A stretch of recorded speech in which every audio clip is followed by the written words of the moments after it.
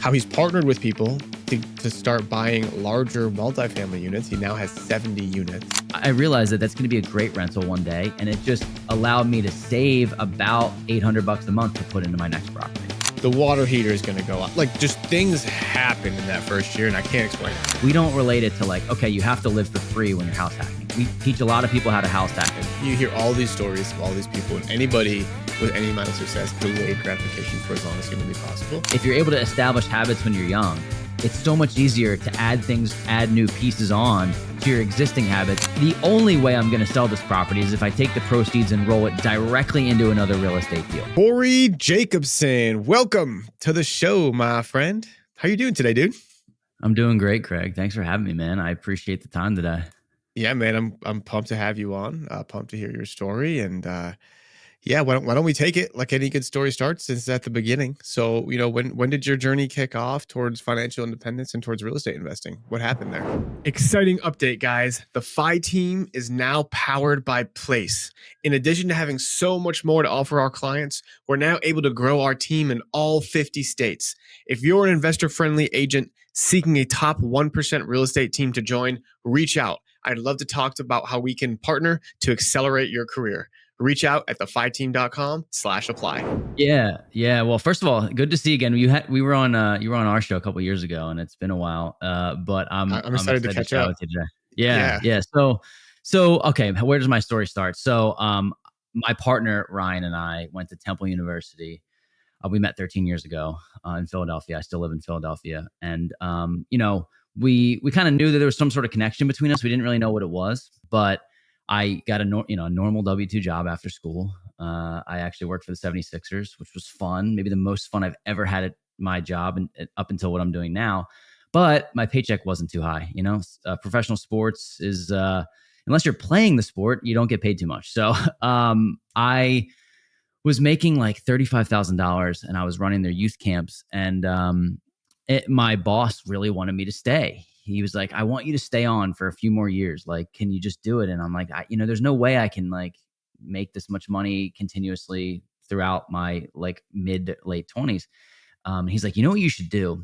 There's so many people that work here. You should buy a 5-bedroom house and rent out 4 of the bedrooms to the people that work here. And I was like, that's kind of sounds like a good idea. He happened to also be in real estate, so he made money outside of the job. I didn't quite take his advice 100% to a T, but I bought a 3-bedroom, 2-bath. I was renting at the time. I was paying like $800 a month in rent. I bought a 3-bedroom, 2-bath property. This was back in 2018. And I took the roommates that I was renting with and they moved in with me. So I went from paying $800 a month to renting out my 2 bedrooms and breaking even and living for free. And this process was easy because I was doing it with people that I knew. I had friends, but that was like my inception story. And then Ryan saw that I was doing that. I ended up buying another property, which we'll get into. And then in 2020, we started the podcast, the Wealth Juice podcast. And we started it with like, hey, we only have a couple units, but I hope people are going to listen to our story. They're going to latch onto our journey, and the rest is history. So we've been able to build up our portfolio to over 70 units. But yeah, that was the start. That was the inception. Wow. Okay, man. So that's a lot to unpack here. And so I want to take it back to where were you're working at a summer camp or what was that you were doing? So I was running their program. So like I worked full year round, but we had like summer, we had winter, we had fall. Like I was a full-time employee, but like the summer was the biggest. So I was running the 76ers, like their basketball camps. Oh, that's super cool. Yeah, it was awesome, but didn't pay a lot. Yeah, it's funny. Like you think when you're with a professional sports team that like everybody there makes a whole bunch of money because the players make so much money, but they're the ones bringing the most value. So yes, I mean there are people there that make a ton of money for sure, but yeah, it was like I was pretty low on the totem pole. I mean, I was 23, 24 years old. Again, had so much fun doing it, but yeah, the paychecks was not the big reason I was doing it. For sure. I think it's genius that your boss kind of introduced you to house hacking and real estate and all that. And then, I mean, although you didn't take his full advice, which might have been good advice, the 3-bed, 2-bath is still a thing. So like, tell us a little bit let's get into that real deal. The first deal you ever do as a real estate investor. And so I want to talk about, if you could tell us like what year that was, what you bought, a 3-bed, 2-bath, it sounds like, but purchase price, the style, the layout, what you did, what your strategy was, how you ran the numbers, all that, and let's see how it played out. Yeah, I remember this vividly. So it was in 2018, and I bought a property one block from where I rented. And as I was looking, the property was actually just flipped. So I walked in and I was like, "This is interesting. It looks great." But there were no offers on it. I don't really remember the specifics of the market in 2018, but it was an old beat up house that somebody flipped. And I remember looking at the purchase price. It was 258,500. Right, I remember that. And I'm thinking, this is crazy. I'm not going to spend this much for a house, right? Like, think about that in 2024, like that's expensive. But every time people buy, you always think you're paying too much. And that's just the story of the game. So like it was 258,000. And I was like, I wonder what these bedrooms could rent out for. I walk in, you have there's a master suite on top, and then there's 2 bedrooms on the second floor, master suite on the third floor. And I was like, I'm not going to like gouge my roommates or my friends, but they could each rent this for $700 a month easily. And my mortgage was $1,500. So they went from paying a random landlord to paying me. And then, my $1,500 a month mortgage, we split utilities. So I was paying $100 per month with their $700 each. And that kind of set, we talk about the first deal in our program and our podcast too, like how much that changed the game for us. I was like, wow, this is possible. Like, not only am I going to be able to rent this out to my roommates, but when I move out, the rents are going to go up. And I still live in that house today for reasons that we can get into. But like, I realized that that's going to be a great rental one day. And it just allowed me to save about $800 a month to put into my next property. I absolutely love that, man. You don't need to have, almost everybody I know, their first deal is not their best deal. Frankly, because you're not as smart. You don't really know what's going to happen. You've got no experience, but you just had the courage to make something happen. And so even though you weren't cash flow positive, and today it's even harder to find something cash flow positive at first, still buying something is better than not buying something. Renting it out is better than not renting it out. The like more down that level of discomfort you can go, the more profitable you're going to end up being. And so I want to ask, do you still own that property today, that first one? Yeah, I live in it still. It's been through a bunch of transitions. And I'm eventually like, I'm really delaying the gratification here. Like I live in it by myself though now. I don't house hack anymore. And I wasn't as advantageous as you, Craig, by like living behind a curtain, because I know you did that back in the day. But Yeah. I live there, and my girlfriend's going to move in with me, and it's a 3-bed, 2-bath, and it's plenty of space for the two of us until we like kind of elevate. I'm thinking about house hacking again prior to having kids, but like this house it's been great to me. It really has. And so with this 3-bed, 2-bath, like what would you say it's worth today? Probably 400,000. So someone would probably pay 258,500 for it, wouldn't they? They would, Yes. and then not only that, but the rents. My mortgage is $1,500. It stayed at $1,500. If people know how 30-year interest, 30-year fixed mortgages work, taxes went up a little bit, but I could probably rent it out. If I rented by the room, $2,700. If I rented to a family, $2,400, something like that, right? So that is like my next move. When I move out, I know that I can rent this place out for a great clip. Everything is relatively brand new. It was flipped. I upkeep it. So that first deal, I mean, it changed the game. It flipped my entire mindset upside down. I was like, to see what is possible in the real estate game. Yeah, people tend to forget that the singles that you hit in 2018 turn into grand slams in 2024. And so that's going to probably be the same, is that a single today is going to be a grand slam a few years from now, but you can't transform that into a grand slam. It's October, World Series baseball season. I got to stick to the baseball references, right? You got to just like get something. It will turn out better. I always tell our clients too, your first year is your worst year. And I don't know if this happened to you, but almost every property that I buy, within the first time using the furnace or the AC, it goes out. The water heater is going to go out. Like just things happen in that first year, and I can't explain it. Well, when I bought the property, it's funny that you say that. I mean, I put some money into it. When I bought the property, day 3, I walked in the basement and there was 6 inches of water in the basement of that property. And I was like, okay, like, it was a flipper, right? So he didn't do everything correct. And I've since made fixes, right? But the fixes that I've made, call it in 6 years, I've probably put $15,000 worth into the property. Now, I don't know about you. I'm not a math wizard, but it's worth $400,000 and I paid $258. So what is that? Is that $15,000 return plus, the down payment and everything that I put on it? Is that worth the appreciation of the property? And like, to me, it's an absolute no brainer. 100%. And appreciation is for sure how you're going to build most of your wealth through that. And so the second deal, the first deal, it sounds like it was one of those, like, it wasn't even a softball. That was like T-ball, easy, turnkey. Would you recommend someone else who's just starting out get something that's more turnkey, or would you recommend something that's a little bit more rehab heavy? That's a great question. I think it all depends on your risk tolerance and if you want to build real estate as your investment vehicle or you want to really build it as a business. And I think there's a couple ways to look at it. And when we teach people how to buy their first and next rental property today, we don't relate it to like, okay, you have to live for free when you're house hacking. We teach a lot of people how to house hack, but here's a good example. We have some students that are in our program that are like, okay, well, I pay $2,600 a month in rent. So my thing is like, anything that is significantly less than that, if you're house hacking, is a win. You don't have to, it's really hard to find a house hack that you're going to be breaking even on or making money in today's market, as you just mentioned. So if you find a house hack, which is not impossible to do, that takes that $2,700 a month payment down to $1,100, and you're building equity and you have principal pay down and the tenants that are living there are paying some of your mortgage, like, to me, just getting in the game will open up all those doors. So I would highly recommend anybody house hacks. And it's not to say that you can't do it without kids, but before that comes into play, house hack every year. If you buy a few properties, 3 to 4 properties before you're 35, you're going to retire a millionaire, period. You will. But so you don't have to make this huge business. But I think that people need to think about it like, just delay that gratification a little bit. I still drive a paid off 2012 Lexus. Like, I'm 33, I could be driving a really nice car. Those things are going to come. I really want that stuff. But the training of my mind to delay the gratification started at the house hack. It got into the next couple properties.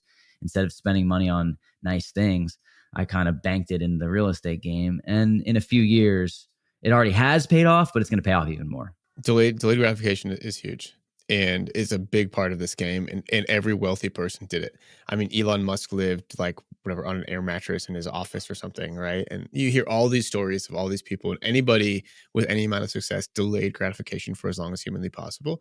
And remember, like, house hacking is not the end game. Like, no one wants to be house hacking when they're 60. And so the thing is, though, is if you don't house hack when you're in your 20s or 30s, you might have to house hack when you're 60. We have a property management company that manages rent by the room properties in the Denver area. I can't tell you how many people are applying that are in their 60s and their 70s to live in these rooms. And it's because they didn't make the good financial decisions back then. So that their back then is our today. Learn from the mistakes of the older people that didn't quite, maybe they're not where they want to be financially. They're very happy, but they might be a little bit happier if they had their own place to live.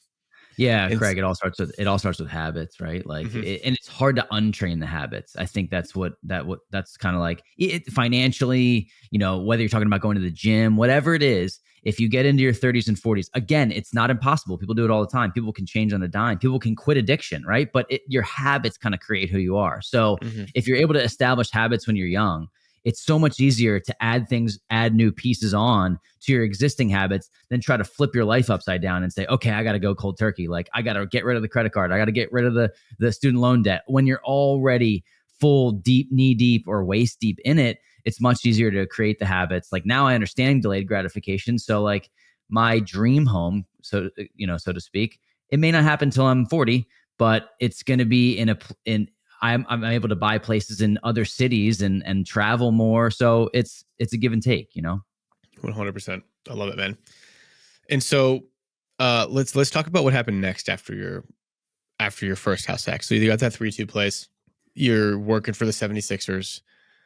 Unfortunately, you're not getting any bling bling from the 76ers.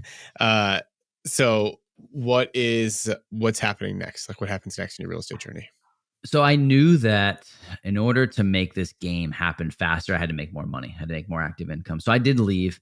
I ended up working for my family's business, which I have since left to do the real estate and the coaching full time. But I was like, I need to get into a sales commission job so that I can make more money. I can have more upside on my active income so I can roll that into passive income. So my next move, I worked for my family's business. I made some decent money. Nothing crazy, right? Like I was able to achieve the 6-figure mark, but it's not like I was bringing in $400,000 a year when I was 27, 28. So I just want people to, when I say family business, people think it's like, you know, uh, like I was given something, but it was a good business. So then I was like, okay, I need to buy a rental property. How do I do that? I find an agent. This is before I knew really anything. Like I'll find an agent. They'll help me find one. This is in South Jersey. I was looking on the MLS. I found a property for $125,000 and it looked like it was, decent. Like I didn't even know at the time that you had to fix properties up. I thought that you buy them and you put tenants in them and then they cash flow so I knew how to run the numbers, but I was more so looking at it like I want this asset. It was a duplex.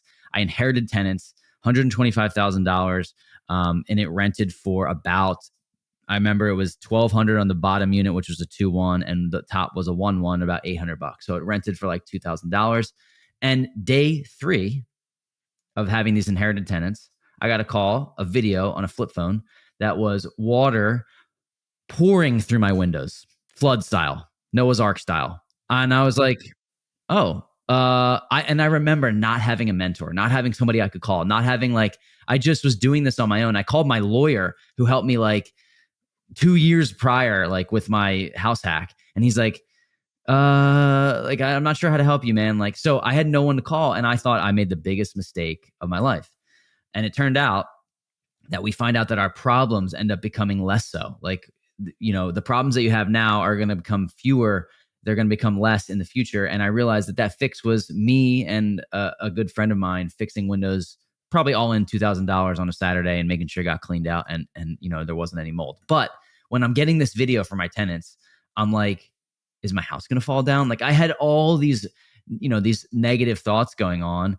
After that, the property did decent. I honestly it broke even for a year. I made $350 a month in cash flow for the next 2 years. And then I sold it for $230,000 after redoing a couple bathrooms. So the velocity of money and playing real life Monopoly, I was able to buy it for 125, sell it for 220, about 220, and I rolled that into another property in a different market that is appreciating more, and it's a short-term rental. So it's trying to figure out when to get in and when to get out, but knowing that your end game isn't a duplex, it's just a stepping stone.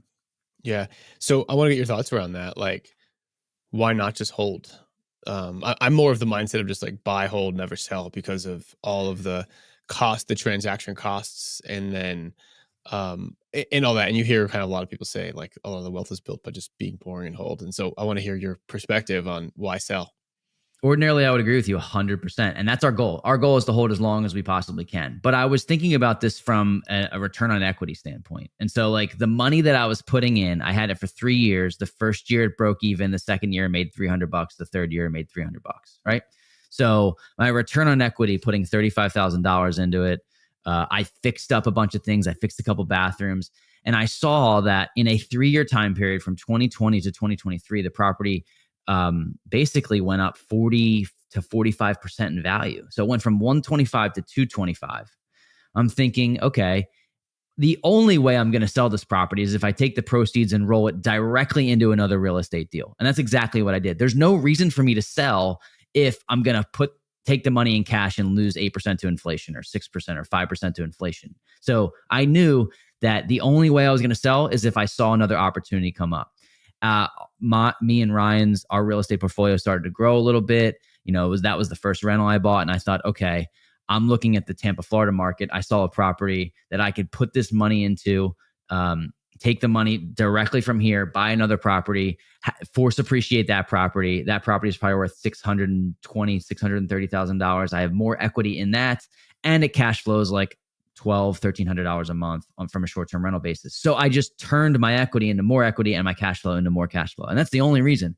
Or else I would have just held it forever, maybe paid it off. But it depends on if you're interested in using the velocity of money to grow faster, or you just want to save. There's no it's not win or lose. It's just what your preference is. Yeah. I know a lot of people have different thoughts there.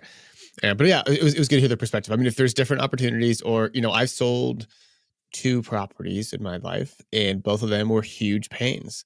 And so I'll sell the pain ones and give that problem to somebody else, even if I have to take a little bit of a haircut on it, so I can, just like the mind and the clutter that goes into trash I think that was properties part is of it for is me too, Craig. I yeah. like it was painful because I was self-managing and I didn't even know you could hire a property manager. I didn't know any of that, and I did not set my expectations the way that I should with my tenants. Hey, I have, unless you have an emergency, I got office hours. I'm not going to answer you at 9 p.m. at night, like unless you have an emergency, right? Like those things, like creating a property management software like Rent Ready we used, which was great, but I didn't know about this. I was just using Google phone to separate things. I was taking Zelle and Venmo payments, and so none of that was systematized. But I'm so glad that I just dove in, built a parachute on the way down, and made mistakes, because if I didn't, I'd still be sitting in the analysis paralysis of just like waiting for things to happen, and they don't happen if you just wait.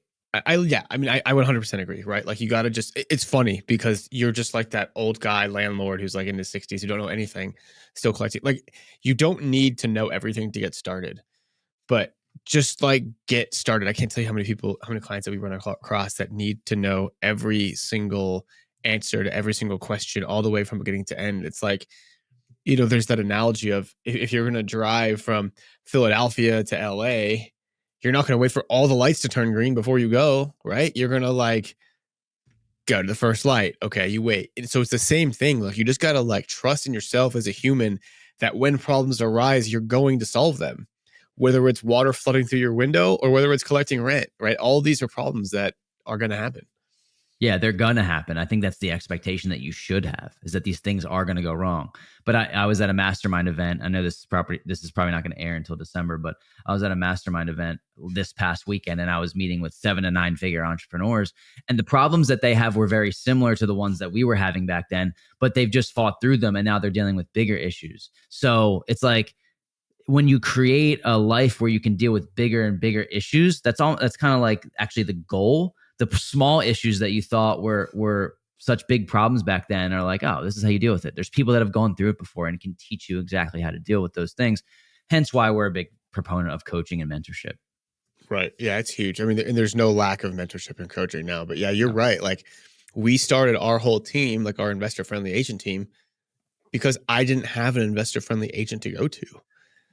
Like no one You knew. And built it out of necessity, right? yeah. And then I was just like, oh, wait a second. Like, there's a need here. Let's go tackle that need. And then of course, everyone else floods the market with it once you have once you start solving a problem. So okay, man. So deal one, deal two. Oh, I wanted to ask you, do you know what you said your first deal is worth like 450,000, right? For about 400, yeah. 400. Oh, 390 to 400. So from okay. 258 on it. Amazing. And so how do you go, and you bought your second one, I'm doing my math, like 2020. 2020. Yep. And Right then before you COVID, like right January. before, and then is that when you purchased the second one too? Was it during COVID? The third one in Tampa? No, no. So the third one, it wasn't my third property. It was just the next one at that time, but I bought it in 2023, in May 2023. That was just, I held my second, and I bought a few more in between with my partner, but that one parlayed into the one that I bought in 2023. Okay, cool. So I want to talk a little bit about, like, what did you do between 2020 and 2023 to grow and scale your portfolio? Yeah, so this is where Ryan came in, and we started the podcast, and we started to organically network with people like yourself. We had you on like one of the first probably 30 or 40 episodes, actually. I'm glad I you're still remember doing chat. it. My episode didn't tank you. No, it did not. No, it did not. It was great. It was actually, it was one of our best episodes, learning about house hacking. We still refer people back to the house to yours for house hacking. So, what we learned is that putting your message out in the universe and starting a digital resume has helped us springboard. It's the only reason that we've been able to grow our portfolio, because we're telling people that we're real estate investors kind of before we even believed that we were. And that was the goal. So we started the podcast. I remember episode 10, Chad Carson came on. He took a shot on us, and he was like the first big name person to be like, yeah, you guys seem authentic, and like, let's do it. So he came on the show, and that gave us social proof. And then more people started to come on. And from there, we were able to organically network with people and put ourselves in positions to partner. But before we partnered, Ryan and I bought a duplex, a triplex, another single family in the South Jersey area, just saving up and using our own money. We used like a fix and flip loan. We used the regular 25% down loan. We used, just normal mortgages. We were just saving up as much money as we could. There's a lot of stories that go there within that, like property literally burned to the ground. We've had like everything that's happened has happened, or everything that could have happened has happened to us. But then what the real springboard was the people that we met through the podcast. We, met some operators who were really, really good at what they're doing in the Pocono Mountains, really, really good at what they're doing in the New Hampshire market. I bought the property in Tampa, Florida. We ended up partnering on a 7 unit, partnering on a 43 unit, and partnering on an 18 unit. So now we have a ground up development project in Arizona as well. That's our latest project. But all of this was because we built a small and mighty portfolio just between Ryan and I. And then we realized we have a skill set here. We're good at marketing. We're good at investor relations. We can raise capital. We can do those things to get portions of bigger deals with operators who are way better than us. So again, the trajectory is get in the game, buy a few properties. Maybe you want to buy 30 yourself and own 100%. I totally respect it. You can do that. But eventually you're going to run out of your own money. So you either want to partner with people or go the creative financing route and try to buy properties with no and low money down. And that's very possible too. In fact, the way that we're building our portfolio now is we're still buying just the two of us. We're buying single family homes, and then we're partnering on larger scale syndications. Gotcha. Okay. So when you partner with people in the larger scale syndications, are you taking a general partner stake or are you just investing as an LP? Originally, it was just LPs. So the first couple projects were LPs, and now we've done 2 going on 3 projects as general partners. So the 18 unit project that we're doing in New Hampshire, we're general partners on. The ground up development project in Arizona, we're general partners on. And then we're working on hopefully another project in New Hampshire with that same operator in the next couple months. We're trying to take another one down as general partners. So yeah, hopefully that answered your question. Okay. So it sounds like you're not the guy that's going to be like in the weeds, running the numbers, relationships with contractors, all that kind of stuff. You're partnering with people that are more boots on the ground and you're using your network of leverage to basically raise money. It Is depends that right? on which facet of our business it is. So our coaching program teaches people how to buy their first and next. So within that program, I'm finding deals for people who are coming in and trying to scale their portfolio. And in doing that, I find some for ourselves. So Ryan and I are still buying properties in some in South Jersey, some in the Augusta, Georgia market. We've created a great relationship down there, and some in the Tampa, Florida market. So we still are doing that. But to answer your question, we're not boots on the ground. We have a team that is boots on the ground. We're either going to fund it with ourselves, fund it with hard money, fund it with private money. And then our contracting and property management team is going to handle all of that as we oversee from a distance. So it doesn't really matter if we're 30 minutes away from our properties in New Jersey or a 3-hour plane ride from Florida. We don't take the approach as we're going to be the boots on the ground. We are going to underwrite and make sure the deals work. So we're either going to buy those properties, just the two of us, and be 50-50 partners, or use our skill set, like you said, leverage it and help raise capital and do the marketing, investor relations, and some deal analysis for larger scale projects. Okay. And so is there any sort of, I mean, you're kind of like, you're in multiple different markets all around the country. Is there any challenges with that? Like, have you spread yourself too thin at all? Is there any sort of like anything bad that's happened through that? Yeah, that's a great question. I mean, really, it's been like, for example, in Tampa, we had 2 hurricanes come through in the last like 8 weeks, right? So like that to me was like, okay, you're playing with Mother Nature. So that was a problem, right? I ended up being okay in that. But I think it's all about building trust with the teams that you feel can operate similarly to you. So, not every deal has gone 100% to plan, but we've really vetted operators in the way that we're making sure we're not getting into deals that we don't have that level of trust and respect that each person can do their job specifically the way that we think they can. So I would say the challenge is building trust, right? Once you build that trust, you can operate in multiple markets. Our goal isn't to grow to like 50 markets across the United States. We kind of have our base. We have a project in Arizona as general partners, New Hampshire, and then I mentioned to you like Florida and Jersey. So we are in 4 markets, but we're not trying to expand much out of that. There's plenty of deals that come our way in those markets, and it just depends on the teams that you've built on the ground. Yeah, let's talk a little bit about like, I guess, the mindset of going from, single family duplex, like the smaller units, which are much more digestible, much more easy to analyze and a lot less pressure, to going to that 18 unit or to the 43 unit? Like, how do you feel comfortable making that big leap? Yeah, so this again comes down to relationship building. Like our partner on, let's just talk about the 18 unit. Our partner on the 18 unit has 430 units, right? So he's underwritten and found so many deals over and over and over again that he knows exactly what a good deal looks like in his market. And the again virtual resume that we have with the trust we've built allows us to come in and he says, "Hey guys, like I have this deal. Let's go through the numbers." We go through the numbers, and he has an entire team that underwrites for him. So it is trust. I mean, like we trust but verify, right? Like we verify the numbers based on what we know, but we have been able to find people who have high paying W 2 jobs, friends, family, or people that listen to our podcast that have high paying W 2 jobs that are like, look, I don't want to go find the deals. I don't want to spend the time driving for dollars or cold calling or doing marketing.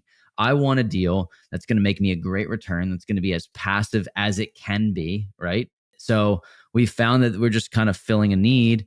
And the relationship really takes it to the next level, seeing people that have done it over and over and over and over again. We're not partnering with anybody that's doing their first large scale deal.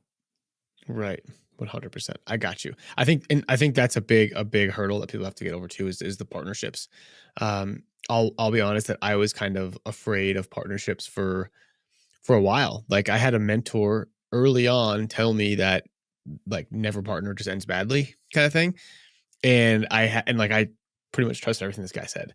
And so by me having that in the back of my mind for a long time, just it totally like just jaded partnerships for me. And I think it limited like the ability to actually scale and grow like much faster.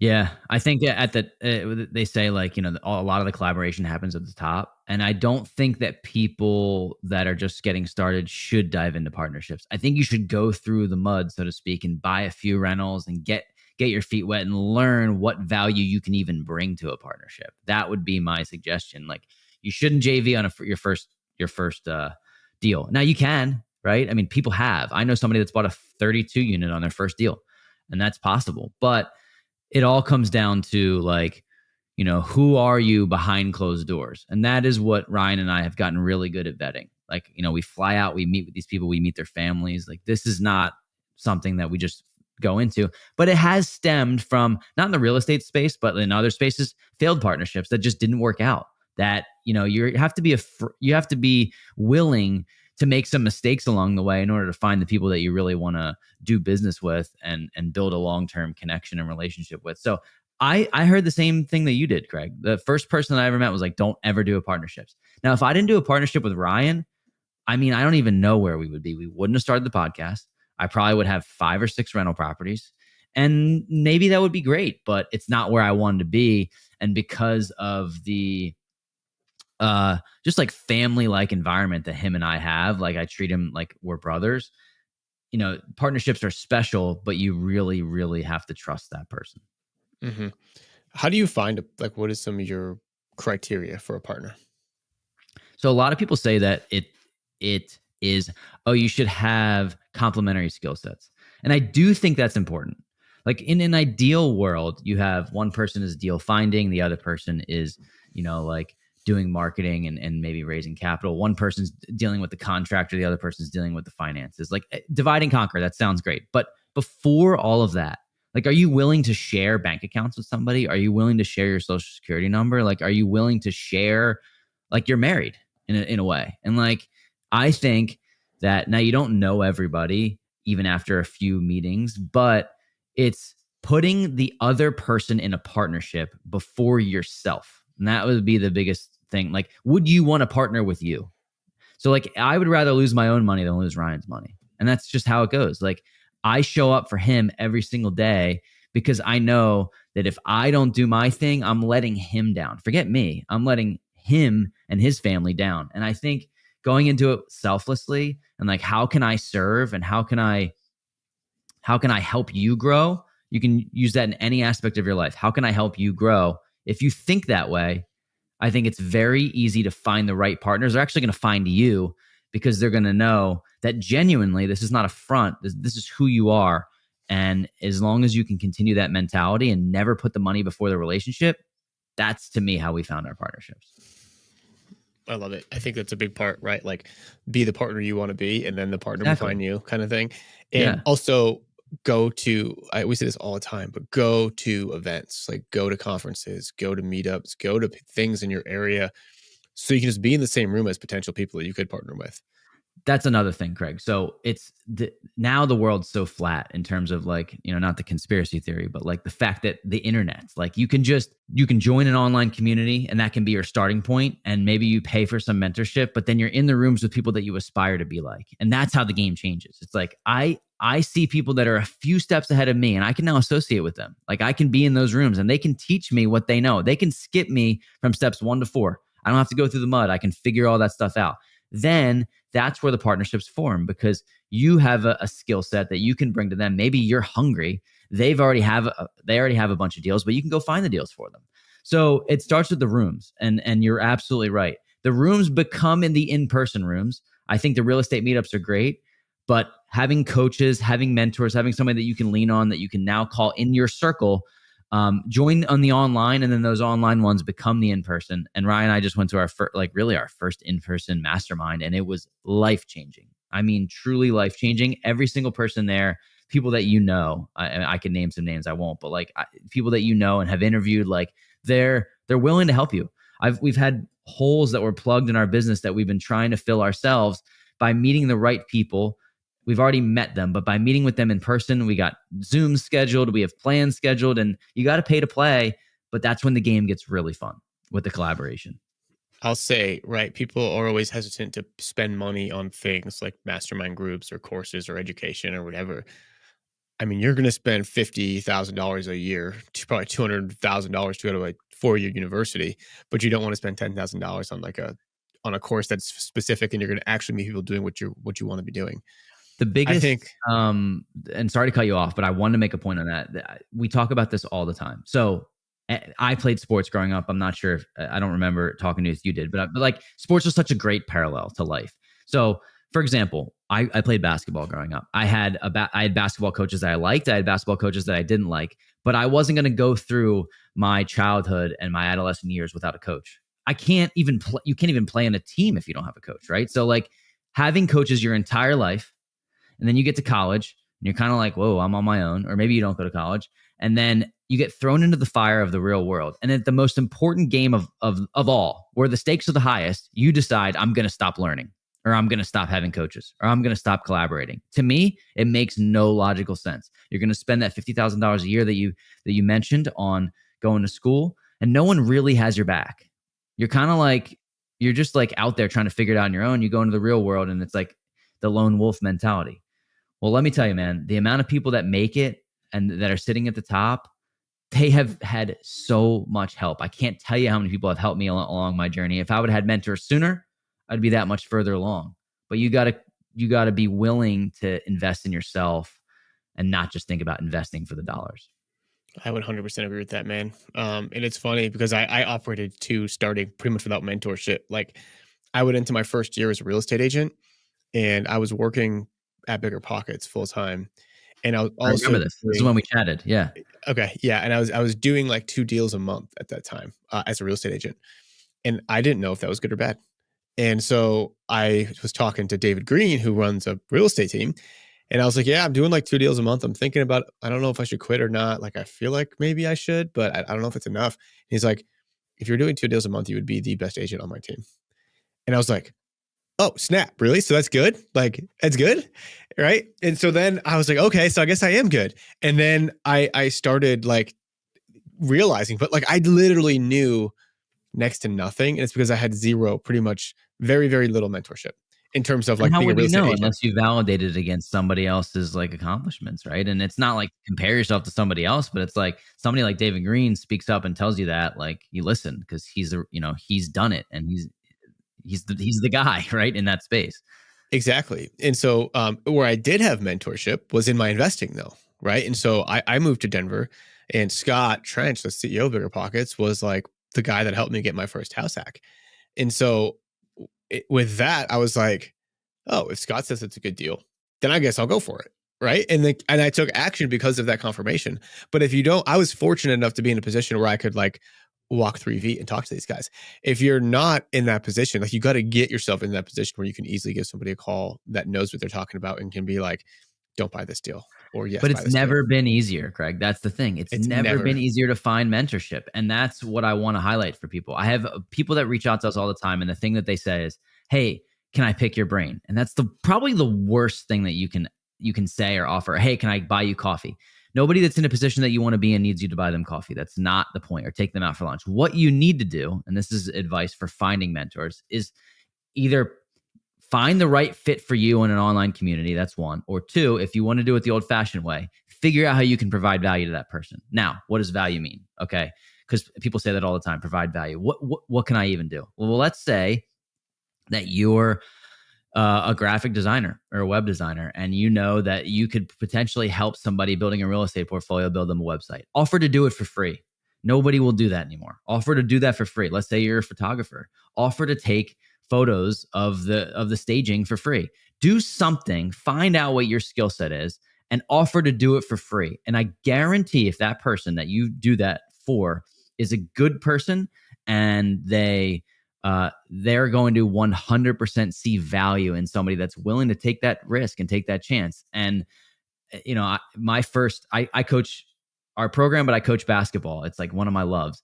I offered to be a volunteer at a high level high school, 5, 6 guys in the NBA, like these guys, 8, 9 Division I kids every single year. And I said, I'll just volunteer. I'll be, and he's like, oh, you'd want to do that?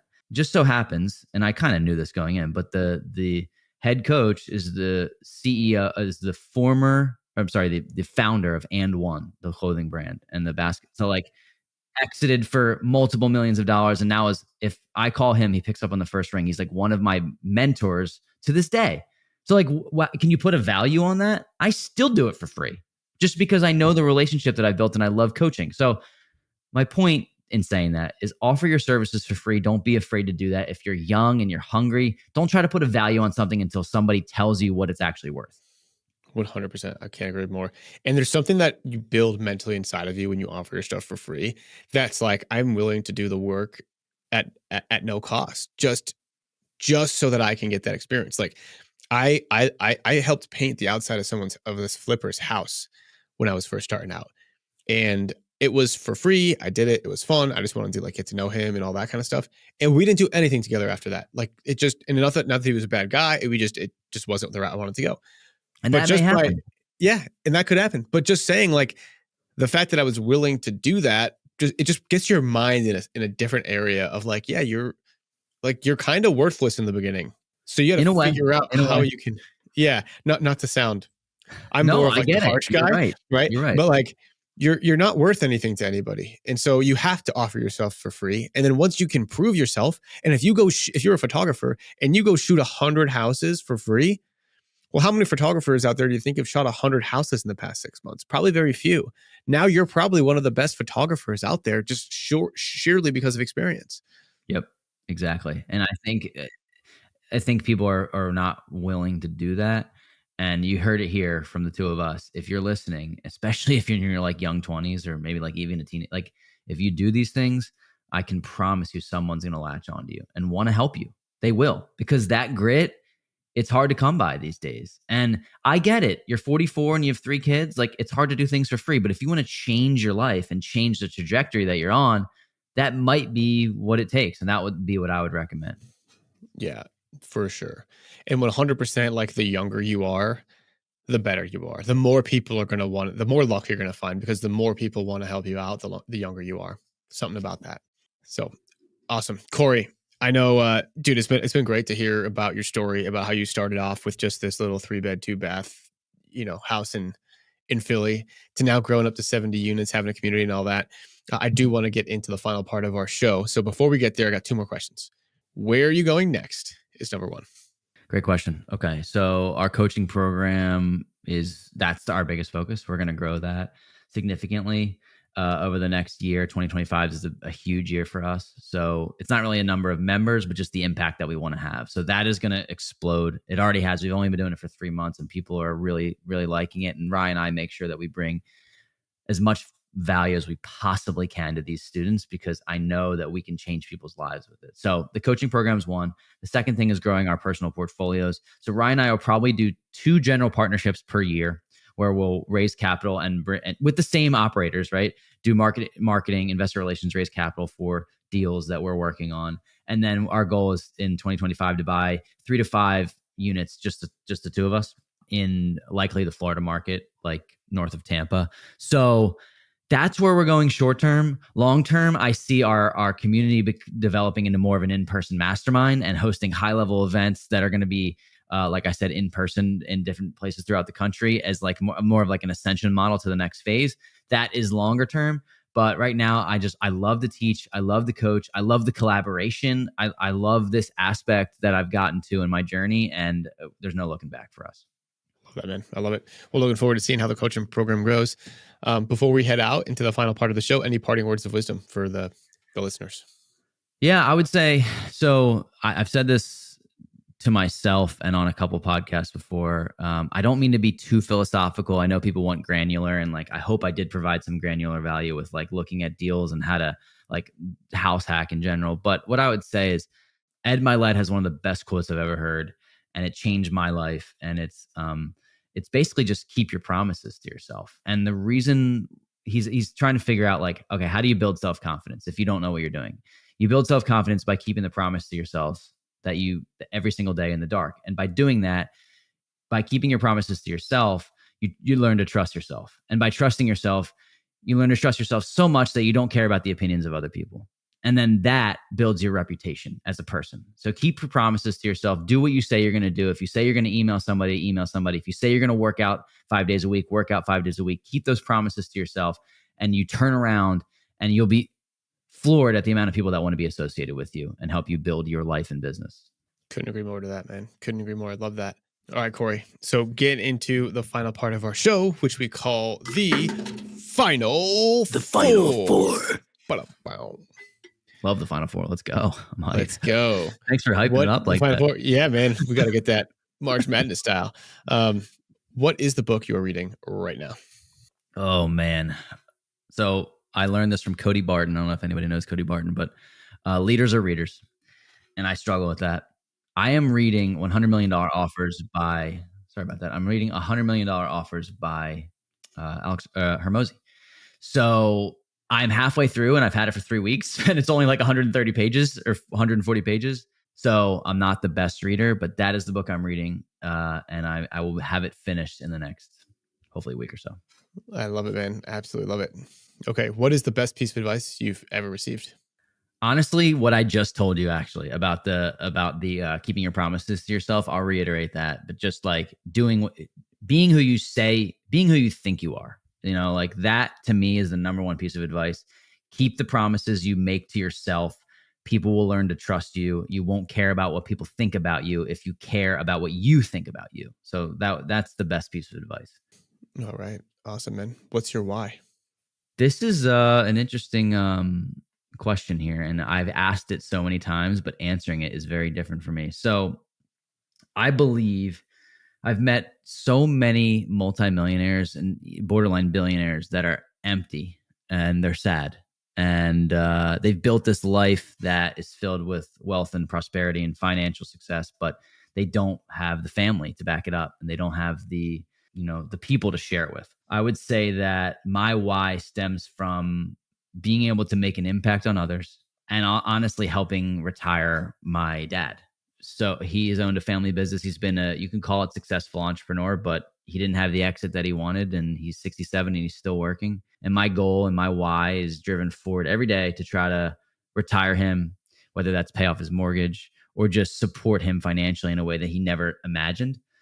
So it comes down to the root of it is family, and the root of it is surrounding yourself with people that you want to wake up to and enjoy life with every day. So my why is the people. It's not the destination. It's not the money. I read a quote the other day that was like, what's better, the destination or the journey or the destination? And the answer was the company, meaning the company that you keep. And I think that's so important. So I always try to surround myself with people that have my best interest, and I do as well. Totally, man. Couldn't agree more. The people is everything, especially like family and close friends. Yep. All right. What would you do if you could be a ghost and haunt people? Wow. What would I do if I could be a ghost and haunt people? Um, I, you know what I'd probably do? Definitely never been asked this question before. I'd probably even just like put dollar bills underneath their pillows or something and like surprise them with like it doesn't have to be a ton of money, but I really enjoy seeing people like excited and bewildered like where things came from. Maybe starting somebody's luck journey and they feel like that has sprungboard them or something.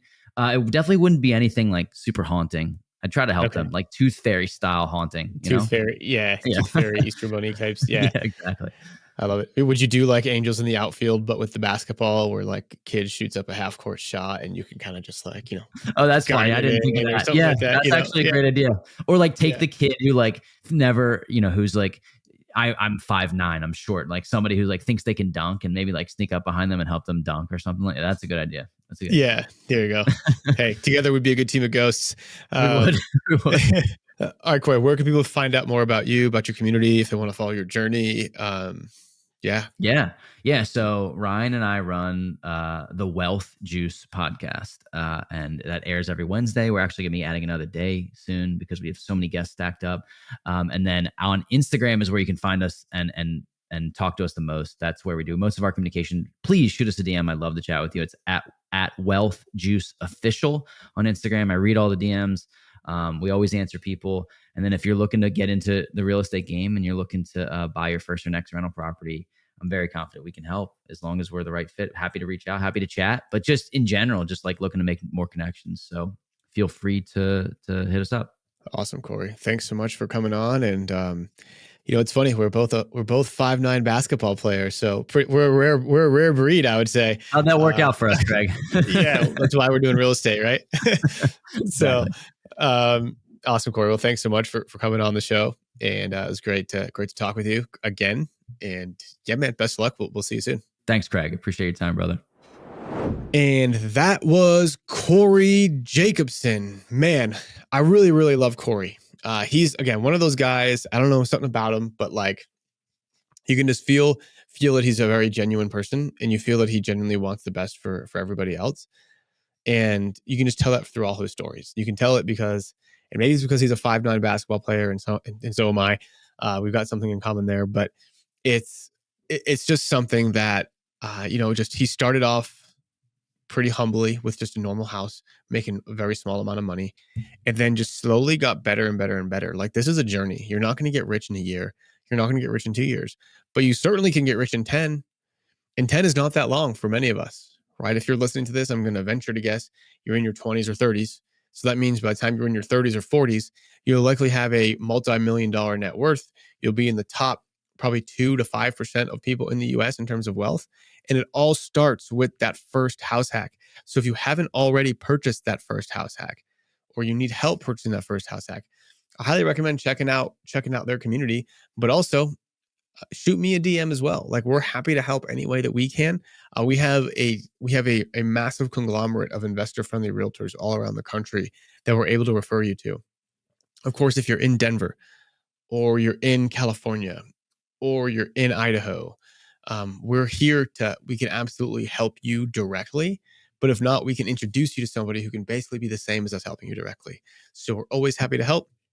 If you like the episode, please, please, please leave us a rating and review. It helps us tremendously. And we'd love to see those things popping up. So thanks again so much. And we'll see you next time. Hey, you made it all the way to the end. Thanks so much for listening in, guys. My mission with each episode is to inspire all of you to take action on your real estate investing goal. Whether you're looking to grow your current portfolio or ready to take the jump into your first deal, each guest we've had on the show was at one point in the same exact place you are. Some right in the same exact spot right now.